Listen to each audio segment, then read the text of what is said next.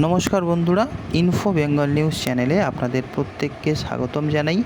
আজকে হলো রবিবার। আজকের দিনেই কিন্তু ফুটবলের যে বিশ্বকাপের ফাইনাল, অর্থাৎ যে ফিফা ওয়ার্ল্ড কাপ চলছে 2026-এর, তারই যে ফাইনাল তা আমাদের কিন্তু প্রত্যেকেরই জানা, কারোরই অজানা নয়। আজকের দিনেই আর্জেন্টিনা এবং স্পেনকে আমরা দেখতে পাবো, তারা একসঙ্গে লড়বে প্রতিপক্ষ হিসাবে তাদের যে শিরোপা বা তাদের যে ফিফা ওয়ার্ল্ড কাপের ট্রফি সেটি জেতার জন্য। এবং আমরা প্রত্যেকেই যারা ভারতবাসী হিসাবে ফুটবলকে পছন্দ করি, তারা কিন্তু একটু হলেও একটু কোণঠাসা হয়ে আছি, কারণ আমরা ভারতীয় হিসাবে ফুটবল খেলাকে এত পছন্দ করি, ফুটবলকে এত প্রাধান্য দিই, কিন্তু ভারতীয় দল ফুটবলে অর্থাৎ ফিফাতে কিন্তু নেই। এবং আমরা তাও ফুটবলকে যেহেতু ভালোবাসি, অন্য অনেক দল আছে, যেমন স্পেন হতে পারে, সেটা আর্জেন্টিনা, ব্রাজিল, পাশাপাশি পর্তুগাল, অনেক দলই আছে, তাদেরকে আমরা কিন্তু সাপোর্ট করি। তাদের দেশের যে খেলোয়াড়, তাদের স্কিল রয়েছে, তাদের খেলা দেখতে আমরা পছন্দ করি। কিন্তু ভারতীয় হিসাবে গর্ব করার মতো একটি খবর আমাদের সামনে চলে এসেছে, এবং সেই খবরটি শুনলে আপনিও গর্ববোধ করবেন, কারণ ইউরোপের বুকে ভারতের জয়ধ্বনি। একদম তাই বন্ধুরা, ফুটবলে ভারতবর্ষ কিন্তু আরও একটা শিরোপা নিয়ে চলে এলো। চণ্ডীগড়ের যে মিনার্ভা একাডেমি অনূর্ধ্ব-12, অর্থাৎ যারা আন্ডার-19 দল রয়েছে, গোতিয়া কাপের ফাইনালে ব্রাজিলের আরএস স্পোর্টিংয়ে ইওলোকে 2-1 গোলে হারিয়ে দ্বিতীয়বারের জন্য চ্যাম্পিয়ন হয়েছে। এর কয়েকদিন আগেই তারা ফিনল্যান্ডের হেলসিঙ্কি কাপও জিতেছিল। ফলে অল্প সময়ের ব্যবধানে ইউরোপের দুটি বড় টুর্নামেন্টের শিরোপা জিতে ভারতীয় ফুটবলের মুখোজ্জ্বল করেছে মিনার্ভার খুদে ফুটবলাররা। তো আজকে যে আমরা রাত্রির জেগে অনেকেই খেলা দেখব, এবং আগামীকাল সোমবার অনেকেই হয়তো কাজের ছুটি করব, যাব না, কারণ যেহেতু খেলাটা দেখতে রাত্রির হয়ে যাবে।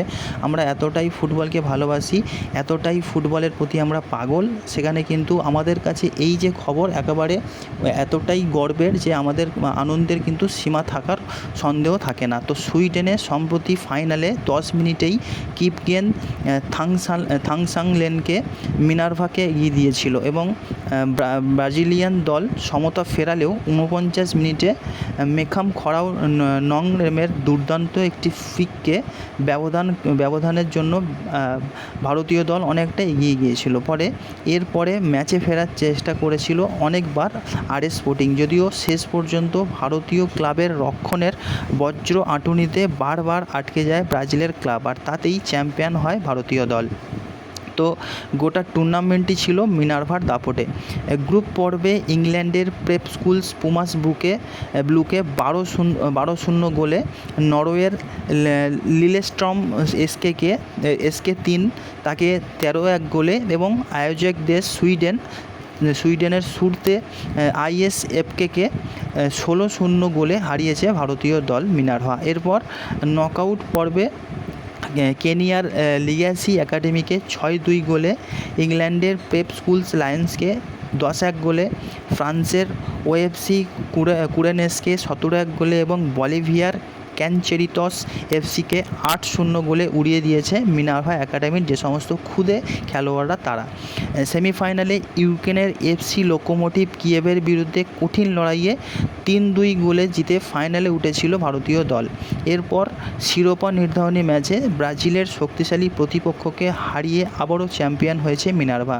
2023 সালে প্রথমবার ভারতীয় দল হিসেবে গোথিয়া কাপ জিতে ইতিহাস তৈরি করেছিল মিনার্ভা, এবং গত বছর আর্জেন্টিনার সিইএফ 18 টুকুমানকে 4-0 গোলে উড়িয়ে দ্বিতীয়বারের জন্য টুর্নামেন্টের শিরোপা জিতে নিয়েছে মিনার্ভা একাডেমি, এবং তারা নেমেছিল ডিফেন্ডিং চ্যাম্পিয়ন হিসেবে। তাই ভারতীয় দলকে নিয়ে প্রত্যাশার চাপ ছিল প্রচুর, এবং সেই চাপ সামলে বাজিমাত করে দিয়েছে মিনার্ভা একাডেমির ছোট্ট খুদে ফুটবলাররা। তো ব্রাজিলের মতো কঠিন একটা দল, সেটা আমরা ফুটবলে দেখতে পাই।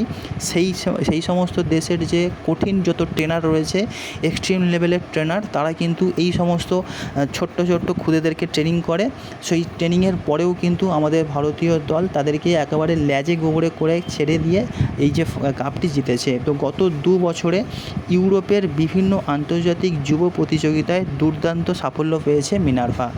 নরওয়ে কাপে ও ডানা কাপে জয়ের পাশাপাশি চলতি বছর মেডিটেরিয়ান ইন্টারন্যাশনাল কাপে লিভারপুলের অনূর্ধ্ব দলকে 6-0 গোলে হারিয়ে নজর কেড়েছিল তারা। ইউরোপের মাটিতে একের পর এক ট্রফি জিতে মিনার্ভা একাডেমিকে ভারতীয় যুব ফুটবলের মুখ বললেও কিন্তু অত্যুক্তি হবে না, এবং ভবিষ্যতে ভারতীয় যে ফুটবল দল, সেই ফুটবল দলকে কিন্তু এক প্রকার নেতৃত্ব দিতে চলেছে আমাদের যে ভারতের মিনার্ভা একাডেমির যে সমস্ত খুদেরা, তা কিন্তু নিঃসন্দেহে বলা যেতেই পারে। তো আমরা যারা ফুটবল প্রেমী রয়েছি, আমরা যেমন বিভিন্ন দলকে, বিশ্বের বিভিন্ন দলকে সমর্থন করি, তাদের খেলা দেখি, তাদের খেলা দেখে আনন্দিত হই, তাদের স্কিলগুলো দেখে আমাদের মন ভরে ওঠে। পাশাপাশি এই রকম খবর যখন আমাদের সামনে চলে আসে যে ভারতীয় ফুটবল দল একটি শিরোপা অর্জন করেছে, আমাদের যে বুক কতটা গর্বে বড় হয়ে যাচ্ছে তা কিন্তু আর কোনো রকম নিঃসন্দেহে বলা যেতে পারে যে একেবারে বুক চাপড়ে একটা কথা বলার জিনিস। এবং তারা একসঙ্গে চ্যাম্পিয়ন হয়েছে, চূড়ান্তের একটা উঁচু জায়গায় পৌঁছেছে, এবং উদযাপনের একটা গর্জন বলা যেতে পারে এই সমস্ত খুদেদেরকে দেখে। আপনি যা বুঝতে পারছেন, এর সঙ্গে ছিল আলিঙ্গন, হাসি, চোখের জল এবং বুকের গর্ব। এগুলোই সেই মুহূর্ত যা প্রতিটি ত্যাগকে মূল্যবান করে তুলেছে। একটি স্বপ্ন দিয়ে শুরু হওয়া একটি যাত্রা এবং একটি ট্রফি, এবং শেষে এমন একটি স্মৃতি যা শেষ হয়েছে জীবনব্যাপী হয়ে থাকবে। এটি শুধু একটি শিরোপা জেতার উদযাপন নয়, এটি প্রতিটি খেলোয়াড়, প্রতিটি কোচ, প্রতিটি সমর্থক এবং এই যাত্রায় বিশ্বাস করা সকলের উদযাপন। একসাথে আমরা স্বপ্ন দেখছি, একসঙ্গে আপনারা স্বপ্ন দেখেছি, একসঙ্গে আপনারা স্বপ্ন দেখব, এবং একসাথে আমরা লড়াই করছি, করবই। একসাথে আমরা বিশ্ব যুব কাপ চ্যাম্পিয়ন হয়েছি, একথা একদম নিঃসন্দেহেই বলা যেতে পারে। এটি ফুটবলের চেয়েও বেশি, এটি একটি পরিবার, এটি হলো একটি ফ্যাক্টরি। তো এই যে দল, সেই দলকে এরকম যে তাদের যে একটা প্রদর্শন রয়েছে, সেটার জন্য ভারতীয় ফুটবল একাডেমির উচিত সেই সমস্ত খেলোয়াড়দেরকে ফোকাস করা, তাদেরকে ট্রেনিং করানো, তাদেরকে এক্সপার্ট করে তোলা। এবং ভারতীয় সরকার অর্থাৎ ভারত সরকারকে কিন্তু আমি অনুরোধ করব এই সমস্ত খেলোয়াড়দের ভবিষ্যৎ কিন্তু ভাবার জন্য, তাদের যে স্কিল, তাদের যে ট্যালেন্ট, সেটাকে কাজে লাগিয়ে ভারতের নাম আরও বেশি উজ্জ্বল করার জন্য। তো বন্ধুরা, ভিডিওটা এইখানেই শেষ করছি, আসছি পরের কোনো ভিডিওতে। সবাই খুব ভালো থাকবেন।